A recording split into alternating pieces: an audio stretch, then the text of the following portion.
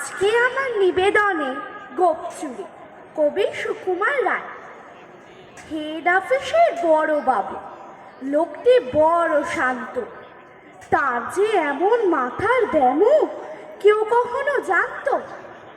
দিব্যি ছিলেন খোশ মেজাজে, চেয়ারখানি চেপে।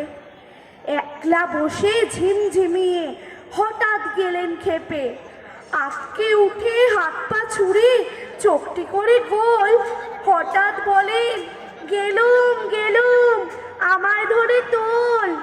তাই শুনে কেউ বর্দি ডাকে, কেউ বা হাঁকে পুলিশ, কেউ বা বলে কামড়ে দেবে, সাবধানেতে তুলিস। ব্যস্ত সবাই এদিক ওদিক করছে ঘোরাঘুরি। বাবু হাঁকেন, ওরে আমার গোপ গিয়েছে চুরি। গোপ হারানো আজব কথা, তাও কি হয় সত্যি? গোপ জোড়া তো তেমনি আছে, কমেনি এক রত্তি।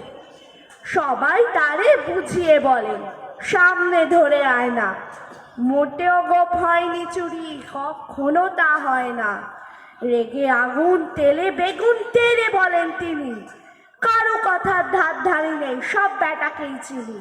নোংরা ছাটা খ্যাংরা ঝাঁটা বিচ্ছিরি আর ময়লা, এমন গোপ তো রাখতো জানি শ্যামবাবুদের গয়লা। এ গোপ যদি আমার বলিস, করবো তোদের জবাই। এই না বলে জরিমানা করলেন তিনি সবাই। ভীষণ লেগে বিষম খেয়ে দিলেন লিখে খাতায়, কাউকে বেশি লাই দিতে নেই, সবাই চলে মাথায়। অফিসের এই বাদরগুলোর মাথায় খালি গোবর, গোপ জোড়া যে কোথায় গেল কেউ রাখে না খবর।